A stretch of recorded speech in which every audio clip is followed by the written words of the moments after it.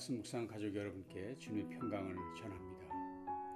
오늘 같이 묵상하실 말씀은 마태복음 20장 1절에서 16절 말씀입니다. 마태복음 20장 1절에서 16절 말씀 제가 봉독하겠습니다.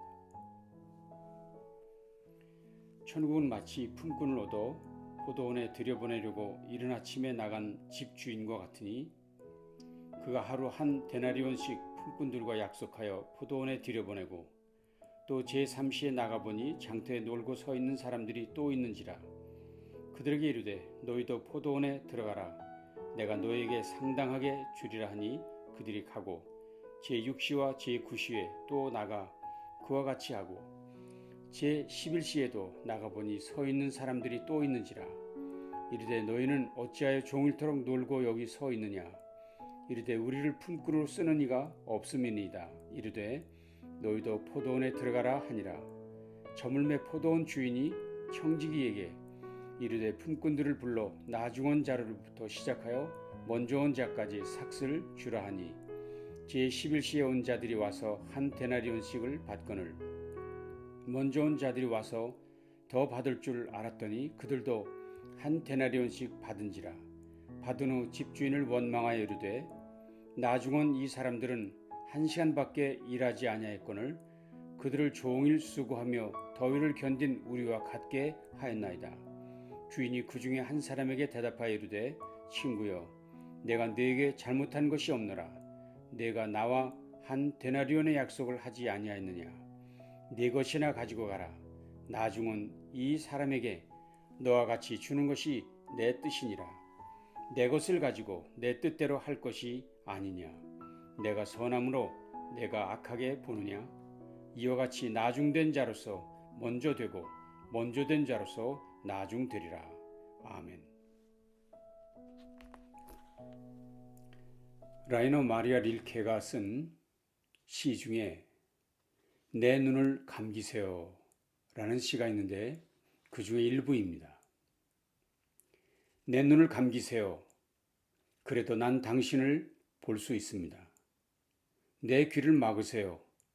그래도 나는 당신의 음성을 들을 수 있습니다. 발이 없어도 당신에게 갈 수 있고 입이 없어도 당신의 이름을 부를 수 있습니다. 그렇습니다. 가장 힘 있는 소리는 큰 소리가 아니라 세미한 소리, 작은 속삭임 같은 소리일 것입니다. 낙심 중에 있던 엘리야가 바람이나 지진이나 불과 같은 거창하고 큰 것들에게서 하나님의 임재를 보지 않았고 아주 세미한 소리, 침묵에 가까운 소리에서 하나님의 임재를 느끼게 되었다고 성경은 말하고 있습니다. 우리 모두도 하나님과 이런 긴밀한 교제 속에서 하나님과 교제하기를 원하는 것, 모든 성도들의 간절한 바람이며 우리 주님의 소원이기도 합니다. 예수님께서는 그의 공생의 기간 중 4번의 유월절을 지내시지요. 첫 번째 유월절에는 성전 정결과 관련된 주요 사건이 있었습니다. 두 번째 맞으신 유월절에는 베데스다 목가에서 38년 된 병자를 고치신 일이 있었습니다. 세 번째 유월절에서는 오병이어 기적과 폭풍이는 바다를 건너 제자들에게 나아가신 일이 있었지요. 그리고 마지막 유월절에는 드디어 예수님께서 잡히시고 십자가에서 돌아가시는 일이 있었습니다. 오늘 여러분과 함께 읽은 본문은 세 번째 유월절이 지나고 마지막 네 번째 유월절을 눈앞에 둔 시기에서 벌어진 일입니다.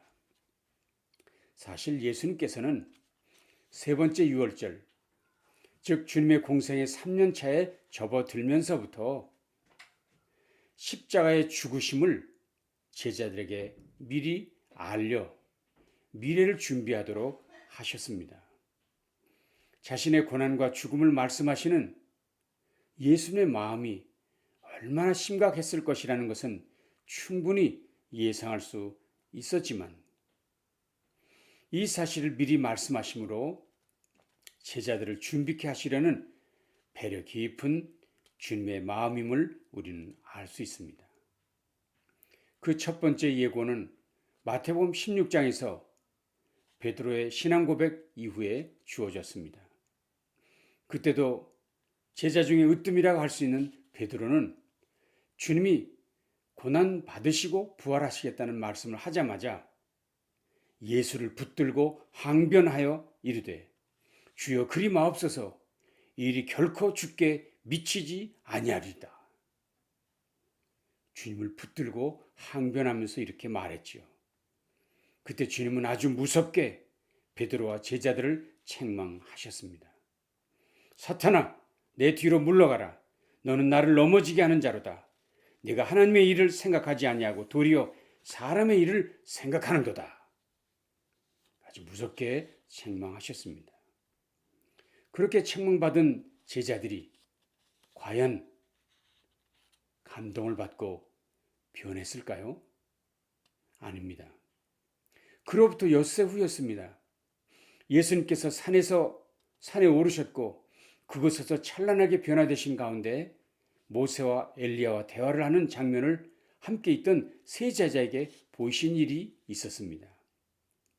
그렇게 하신 것은 주께서 말씀하셨던 고난 후에 있을 부활의 세계에 대한 시청각적 설명이라고 말할 수 있습니다. 이를 통해 예수님은 제자들이 좀 더 큰 믿음을 갖고 주님의 길을 따르기를 원하셨던 것입니다. 그러나 그때에도 베드로는 엉뚱한 이야기를 하지요. 주여, 우리가 여기 있는 것이 좋겠사오니 만일 주께서 원하시면 내가 여기에 초막 셋을 지어서 한 분씩 사용하게 하고 지내겠습니다. 정말 기가 막히는 엉뚱한 이야기죠. 결국 하나님께서 급히 개입하심으로 이 사건은 마무리됩니다. 그러나 그 후에도 제자들의 태도에는 아무런 변화가 없었습니다. 간질로 심히 고생하는 자를 만났어도 제자들은 그 어떤 능력을 행하지 못했습니다. 그때 예수님께서 이런 말씀을 하셨습니다. 믿음이 없고 패역한 세대여, 내가 얼마나 너희와 함께 있으며 얼마나 너에게 참으리요 라고 말씀했습니다. 이렇게 말씀하셔도 제자들은 깨닫지 못했습니다. 주께서 다시 제자들을 붙들어 앉혀놓으시고는 말씀하셨습니다. 두 번째 순환을 예고하신 일입니다. 마태복음 17장 22절이었습니다. 인자가 장차 사람들 손에 넘겨져 죽임을 당하고 제3일에 살아나리라.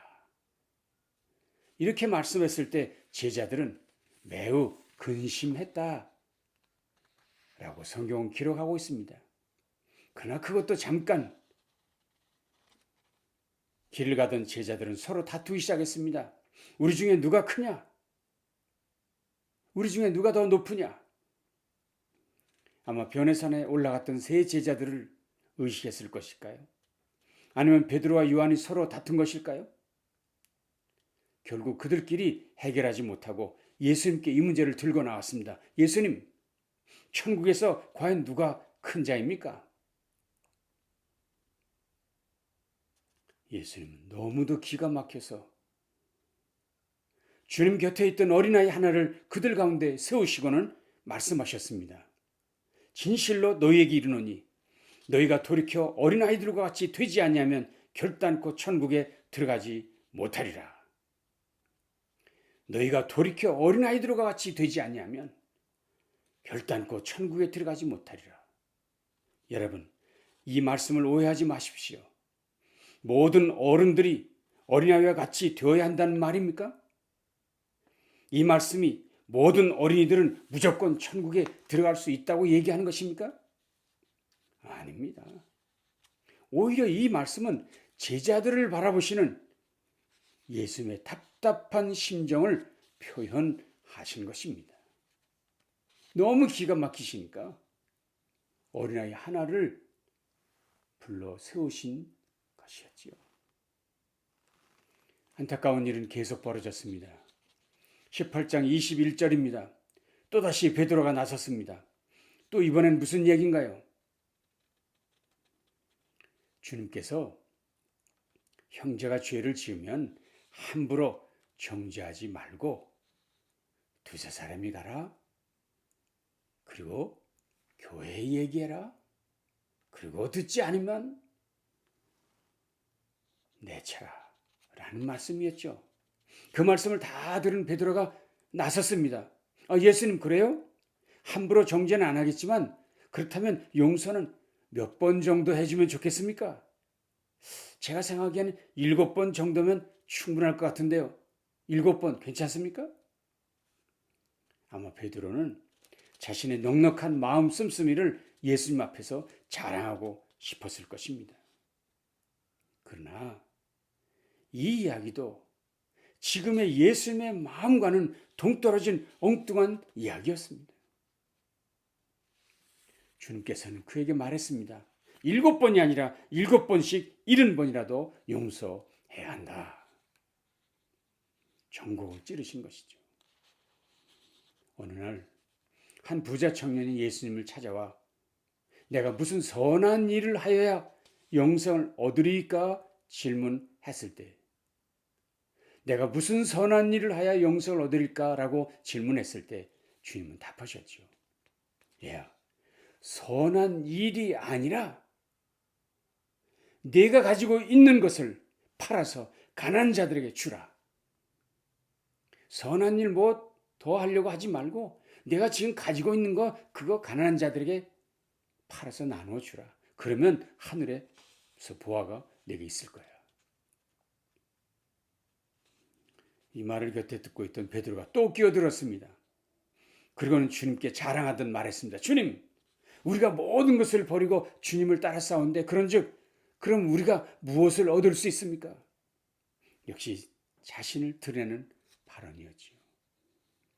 그때 주께서 말씀하셨습니다. 먼저 된 자로서 나중되고 나중된 자로서 먼저 될 자가 많으니라. 무슨 말인가요? 베드로, 너 정신 차려. 먼저 믿는 자 되었다고 자만하지 마라. 먼저 부름받았다고 교만해하지 마라.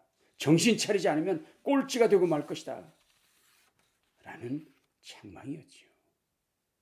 바로 이런 책망의 말씀이 소개된 이후에 등장한 이야기가 오늘 여러분과 함께 나눈 본문이었습니다. 여러분이 잘 아시는 대로 포도원 일꾼들의 품삯에 관한 이야기입니다. 포도원 주인은 하루 한 데나리온을 주기로 약속하고 품꾼들을 포도원으로 보냈습니다. 처음 온 사람은 아주 이른 아침이었습니다. 주인은 또 장터에서 놀고 있는 사람들을 보시고 그들을 포도원으로 또 들여보내셨습니다. 그때 들여온 사람들은 아침 9시에 들어간 사람들, 그 외 주인은 12시에도 오후 3시에도 심지어 오후 5시에도 사람들을 포도원으로 보내셨습니다. 드디어 마감 시간이 됐습니다. 주인은 마지막에 들어온 사람들로부터 한 데나리온의 품삯을 주었습니다. 이를 곁에서 바라보고 있던 일찍부터 온 품꾼들은 생각했습니다. 우리는 오랫동안 일했으니 저 사람보다 훨씬 많이 받겠구나. 그러나 그들도 차례가 되었을 때 역시 동일하게 한 데나리온을 받았습니다. 그들 모두 불만이 생겼습니다. 그래서 주인에게 항의했습니다. 나중은 이 사람은 1시간밖에 일하지 아니하였는데 그를 종일 수고하며 더위를 견딘 우리와 같게 대하시는 것이 맞습니까? 그 품꾼은 당연한 것을 요구한 것이고 합당한 주장을 한 것이지요. 그런데 주인은 얘기했습니다. 친구여, 내가 네게 잘못한 것이 없노라. 내가 나와 한 데나리온의 약속을 하지 아니하였느냐. 네 것이나 가지고 가거라. 네 것이나 가지고 가라. 주님의 말씀, 어찌 보면 도무지 이해할 수 없는 이야기인 것 같습니다. 그래서 많은 해석들이 있었습니다. 천국의 계산법과 세상의 계산법이 다르다고 교훈하신 것이다. 예, 그럴 수 있습니다. 어떤 분은 하나님께서는 약속하신 것을 주시는 분이라는 것을 교훈하신 것이다. 예, 그것도 맞는 말씀입니다. 어떤 분은 얘기합니다. 처음 들어온 사람은 이스라엘 백성이고 나중 들어온 사람은 이방인으로서 모두가 이방이든 이스라엘 사람이든 구원받는 도리는 동일하다 하고 교훈하신 것이라고 해석합니다. 가능합니다. 괜찮습니다. 그러나 저는 본문의 앞뒤 문맥을 놓고 볼 때 오늘 본문은 주님의 고난의 여정 중에 펼쳐진 이야기라는 것, 이것을 배경으로 생각하는 것이 더 합당하다고 생각합니다. 이런 말씀을 하게 된 배경이 있었다는 것이지요. 이미 들으신 대로. 그것이 뭐였습니까? 그렇게 여러 차례 예수님께서 자신이 겪을 고난, 십자가의 죽음을 심각하게 가르쳤습니다만 주님의 제자 중 누구 하나 주님의 아픈 마음을 헤아리는 사람은 없었다는 것. 주님의 마음을 헤아리는 제자는 아무도 없었다는 것. 그래서 주님은 지금 그런 제자들, 여전히 세상의 것들로 물들어 있는 제자들을 향해 강력하게 교훈하고 계시는 것이 이 본문의 말씀이라는 것입니다. 그렇습니다. 주님은 이 비유를 통해 분명히 말씀하십니다. 세상 방법으로 주님을 이해하지 마라. 세상의 원리대로 십자가를 이해하려 하지 마라. 하나님 나라와 세상 나라는 같지 않다. 하나님의 인류 구원의 방법은 메시아의 죽으심으로 십자가라는 사실을 잊지 말아라. 실은 주님의 마음을 조금이라도 더 알아가야 한다는 것입니다. 마침 우리는 사순절의 한복판을 지나고 있습니다. 교회들마다 성도들마다 이 40일을 혹은 고난주간만이라도 의미 있게 보내야 한다며 금식하시고 기도회도 하시고 집회를 하기도 합니다. 그러나 정말 바라는 것은 이 기간만이라도, 이 때만이라도 주님의 고난을 깊이 묵상하면서 주님의 마음을 읽는데 집중하시기를 바랍니다. 그래서 그분의 말씀만 들어도, 그분의 눈빛만 보아도 그분의 마음을 알아서 그분의 뜻을 따르겠다고 결심하는 이번 사순절 기간이 되어야 합니다. 그분의 마음을 알아 그분의 죽으심이 인류 구원의 기름을 더 확신하는 자리에 나아가야 합니다. 주님의 고난이 천국문을 여는 일임을 깨닫고 믿어야 합니다. 이번 사순절 기간에 그 고난의 주님을 깊이 묵상하면서 하나님 아버지의 마음, 십자가의 주님의 마음을 우리 모두 각자의 마음에 담는 복된 시간들을 갖게 되기를 간절히 바랍니다. 기도하겠습니다.